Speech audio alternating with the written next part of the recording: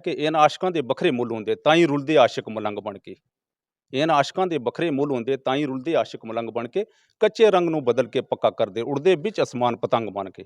ਮਿਲਣਾ ਯਾਰ ਨੂੰ ਇਤਨਾ ਸੌਖੜਾ ਨਹੀਂ, ਨਕਲੀ ਰੰਗਾਂ ਵਿੱਚੋਂ ਅਸਲੀ ਰੰਗ ਬਣ ਕੇ। ਖਟਿਆ ਜਿਨ੍ਹਾਂ ਸ਼ਰਾਜ਼ ਇਹਨਾਂ ਦੌਲਤਾਂ ਨੂੰ, ਜਿਸਮ ਉਹਨਾਂ ਦੇ ਸਾਫ਼ ਰੰਗ ਬਣ ਕੇ। ਕਿ ਕਾਫ ਕਲਬ ਨਾ ਕੈਦ ਪਵੰਦ ਕਰ ਗਿਆ, ਰੱਖੀਏ ਨਜ਼ਰ ਤਾਂ ਬਦਨ ਤੂੰ ਪਾਕ ਆਪਣੋ। ਕਾਫ कलब ना कैद पवंद कर गया, रखिए नजर ता बदन तू पाक अपनू। और ये गाफल ना रब का हुक्म तू करनू, जिसम यो कबर नहीं चाक अपनू। करे क्यों तू किबर गरूर इतनू होणो, बदन यो सड़ गया राक अपनू। बण्यो आदम शराज यो खाक नाड़ू, बंदो हाकी दा बिस्तर खाक अपनू। आपको बता दूं कि एक आर्मी जवान है, यानी देश की सेवा करते हैं। देश की सेवा के साथ साथ अपने में जो टैलेंट है उसके लिए जो है इन्होंने एक वक्त निकाला। गजल है कि आंथरू यार का डुलता तकिया, यार में अखें रुलता तकिया। आंथरू यार का डुलता तकिया, यार में अखें रुलता तकिया। उवें जड़ा सच्चा आशिक नाल महबूब का मिलता तकिया। जान ना जोखम देने वाला का सीना में अबुलता तकिया। कहीं ते रो रो रोगी हो गया, चलता फिरता झूलता तकिया। ऐश राजू रस्तो मुश्किल, कहीं में रस्तो पुलता तकिया। आर्मी जवान अभी मेरे साथ है।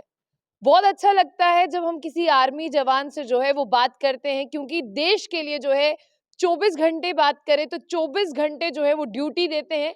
लेकिन इनका नाम जो है असलम शेराज रजौरवी है और इन्होंने जो है वो एक किताब लिखी है। एक किताब आप मेरे हाथ में देख सकते हैं, लेकिन इस किताब का एक खूबसूरत नाम भी है, ख्याल खजाना।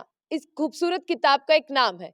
और उसके बीच में अगर बात करते हैं, इन्होंने बहुत सी चीजें लिखी हैं, गजल लिखी है, नज़म लिखी है और सीआरपी जो है वो इन्होंने लिखा है। सबसे पहले आप जो हैं वो जवान हैं, आपको बहुत बहुत जिस तरह से हम कहें कि आज हम आपके सामने खड़े हैं, यही हमारे लिए बहुत फक्र वाली बात है, क्योंकि आप दिन रात जो है वो एक करते हैं देश की सेवा के लिए। बहुत बहुत शुक्रिया। सबसे पहले मैं आपका शुक्रिया अदा करता हूँ कि आपने आज हमें इस प्लेटफॉर्म पर बुलाया और हमारे यहाँ आना जो इस जगह में हुआ, ये एक आर्मी जवान के लिए या किसी फोर्सेस के लिए एक बड़ी दिक्कत होती है। तो हमने एक आदमी जैसे ये कोशिश की है, इतने बिजी लाइफ रह के आर्मी या कोई भी फोर्सेस वाले जो जितने भी होते हैं, तो उनको टाइम बड़ा कम मिलता है। ये हर आदमी को पता है कि कितनी बिजी लाइफ है। लेकिन ये एक मेरी सोच थी, मेरा एक ऐसा रवैया बन गया कि मैंने इसको ठान लिया कि मैंने करना है। तो ये करनी जैसी सोच मैंने की है। तो इन्होंने ना इस किताब में इश्क हकीकी जो है वो लिखी है, यानी अल्लाह से आपको मोहब्बत है। मोहब्बत इंसान को किसी भी चीज़ से हो सकती है, लेकिन इंसान की पहली मोहब्बत जो है वो अल्लाह से ही होती है। तो उसके बारे में इन्होंने लिखा है। लेकिन मेरे देश के जितने भी आर्मी जवान हैं सब टैलेंटेड हैं, सब में जो है वो टैलेंट है। लेकिन आप मुझे बताइए कि आर्मी में रहने के बावजूद आप इस शेर व शायरी के लिए वक्त कैसे निकालते? पहले एक शायरी हो जाए फिर बात करते हैं। मैं आपको एक शेर सुनाता हूँ कि ये किताब तो मेरी गोजरी में है, लेकिन इसमें कुछ चंद शेर जो हैं वो पंजाबी भी हैं। तो मेरी शुरुआत जब सबसे पहले हुई थी तो वो बाबा हज़रत क़िबला मियाँ बशीर साहब लारवी रहमा की क़यादत में ही हुई। 2 शेर मेरे से उन्होंने सुने थे, वही शेर मैं आपको पंजाबी में सुनाऊँगा। मैं शुरुआत अपनी वहीं से करता हूँ। शेर अर्ज़ है कि इन आशिकां दे बखरे मुੱਲ ਹੁੰਦੇ ਤਾਂ ਹੀ ਰੁਲਦੇ ਆਸ਼ਿਕ ਮਲੰਗ ਬਣ ਕੇ। ਇਹਨਾਂ ਆਸ਼ਕਾਂ ਦੇ ਵੱਖਰੇ ਮੁੱਲ ਹੁੰਦੇ ਤਾਂ ਹੀ ਰੁਲਦੇ ਆਸ਼ਿਕ ਮਲੰਗ ਬਣ ਕੇ। ਕੱਚੇ ਰੰਗ ਨੂੰ ਬਦਲ ਕੇ ਪੱਕਾ ਕਰਦੇ ਉੜਦੇ ਵਿੱਚ ਅਸਮਾਨ ਪਤੰਗ ਬਣ ਕੇ। ਮਿਲਣਾ ਯਾਰ ਨੂੰ ਇਤਨਾ ਸੌਖੜਾ ਨਹੀਂ, ਨਕਲੀ ਰੰਗਾਂ ਵਿੱਚੋਂ ਅਸਲੀ ਰੰਗ ਬਣ ਕੇ। ਖਟਿਆ ਜਿਨ੍ਹਾਂ ਸ਼ਰਾਜ਼ ਇਹਨਾਂ ਦੌਲਤਾਂ ਨੂੰ, ਜਿਸਮ ਉਹਨਾਂ ਦੇ ਸਾਫ਼ ਰੰਗ ਬਣ ਕੇ। तो दूसरा शेर है कि दाड़ देख नजूमियां फाल मेरे, किस्मत मेरी दे केड़े रंग दिसते। दाड़ देख नजूमियां फाल मेरे, किस्मत मेरी दे केड़े रंग दिसते।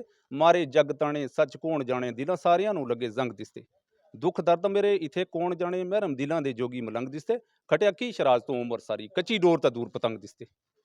ये मेरी शुरुआत हुई थी। सबसे पहले जब उन्होंने बोला था तो ये 2 शेर मेरे से उन्होंने सुने थे। उसके बाद उन्होंने मुझे फरमाया कि आप गोजरी में इसकी तबाह आज़माई करो। तो फिर मैंने गोजरी में लिखना शुरू किया। तो सबसे पहले जो मैंने शेर लिखा था गोजरी में, वो शेर अर्ज़ है कि काफ कलब ना कैद पवंद कर गया, रखिए नज़र ता बदन तू पाक अपनू। काफ कलब ना कैद पवंद कर गया, रखिए नज़र ता बदन तू पाक अपनू। और ये गाफल ना रब का हुक्म तू करनू, जिसम यो कबर नहीं चाक अपनू। करे क्यों तू किबर गरूर इतनू होणो, बदन यो सड़ गया राक अपनू। बण्यो आदम शराज यो खाक नाड़ू, बंदो हाकी दा बिस्तर खाक अपनू। मैंने जब इनसे बात की तो मुझे पता चला कि इस किताब को लिखने में इन्होंने 3 साल जो है वो लगा दिए। ये किताब जो है वो 3 सालों में मुकम्मल हुई है। और सबसे बड़ी बात मैं आपको बता दूं कि एक आर्मी जवान है, यानी देश की सेवा करते हैं। देश की सेवा के साथ साथ अपने में जो टैलेंट है उसके लिए जो है इन्होंने एक वक्त निकाला। राजौरी के रहने वाले हैं ना सर? जी, डिस्ट्रिक्ट इसीलिए रजौरी नाम है के मेरी और पीछे। गाँव मेरा जमोला है। ओके। डिस्ट्रिक्ट रजौरी का रहने वाला हूँ। अच्छा, मुझे ये बताइए कितनी देर बाद जो है अब घर जाना होगा फाइनली जम्मू में? अभी तो मैं 6 महीने के बाद छुट्टी आया हूँ। तो अभी मैं घर भी नहीं गया हूँ, यहीं जम्मू में है, कल जाऊँगा घर। निकल जाएँगी। जी। तो ये किताब अगर किसी को चाहिए तो कैसे मिलेगी? ये किताब जो है, ये किताब इसका हमने हिजरा करवाना अभी, उसके बाद ये ऑनलाइन मिल जाएगी कहीं से भी, 2-3-4 जगह इसका एड्रेस दे रखा हमने, वहाँ से मिल जाएगी। आपने बताया आपने गज़ल भी लिखी है, कोई छोटी-सी गज़ल? हाँ, गज़ल भी है, इसमें गज़ल है कि आंथरू यार का डुलता तकिया, यार में अखें रुलता तकिया। आंथरू यार का डुलता तकिया, यार में अखें रुलता तकिया, उवें जिहड़ा सच्चा आशिक नाल महबूब का मिलता तकिया। जान ना जोखम देण आला का सीना में उबुलता तकिया, कहीं ते रो रो रोगी हो गया। चलता फिरता झूलता तकिया, ऐश राज यो रस्तो मुश्किल, कहीं में रस्तो पुलता तकिया। बहुत खूब, लेकिन एक चीज़ मैं मुझे जो है वो आपसे जाननी है, वो चीज़ ये है कि जिस तरह से आपने कहा कि ऑनलाइन ये किताब जो है वो मिल जाएगी। जी, जी। आप एक जवान हैं, अभी 6 महीने के बाद आप आ रहे हैं, लेकिन जैसे आपने लिखे हैं, तो बिल्कुल लगता है कि आपकी शायरी के पीछे कोई कहानी ज़रूर है, वो कहानी बता सकते हैं? देखो, कहानी तो हर एक शायर की कहानी तो हाँ, राज़ जब होता जब है। कोई शायर, अगर मैं गलत हूँ तो मुझे बताइएगा कमेंट बॉक्स में। जब भी कोई शायर कोई शायरी करता है, या तो उसके दिल पर कोई गहरी-सी चोट लगी होती है, या उसकी शायरी की कोई कहानी है, आपकी क्या कहानी है? मुझे तो पहले इसमें कोई शौक नहीं था, स्टार्टिंग में कोई शौक नहीं था। जब कोई शायरी करता भी था तो मैं इतना गौर से उसको नहीं सुनता था। लेकिन बीच में कुछ वक़्त ऐसा आया कि हम घर से दूर रहते थे, थोड़ा अकेलापन भी होता था। दूर-दराज़ जगहों में नेटवर्क की प्रॉब्लम भी होती थी, तो वहाँ फिर हमने ये कलम का साथ पकड़ा, इसका सहारा पकड़ा, और जब इसमें हमें थोड़ा इस किस्म का अल्लाह तबारक तआला ने हमें कोई कला दी थी, तो वो निखार सामने आने लगा, तो फिर हमने इसको अ, एंड तक पहुँचाने की कोशिश की। अपनों से दूरी ने एहसास करा दिया, मोबाइल नेटवर्क ना हो, फिर कागज़ और कलम का सहारा लिया और जो दिल में आया वो लिख दिया, और दिल में लिखते-लिखते इतनी बातें हो गई कि एक पूरी किताब बन गई। 3 साल लग गए मतलब दिल की बातों को लिखने में। अच्छा, घर पे बीवी है? जी, जी, बीवी हैं, बच्चे बच्चे हैं, कितने हैं? 2 बच्चे हैं। बीवी के लिए कोई शायरी?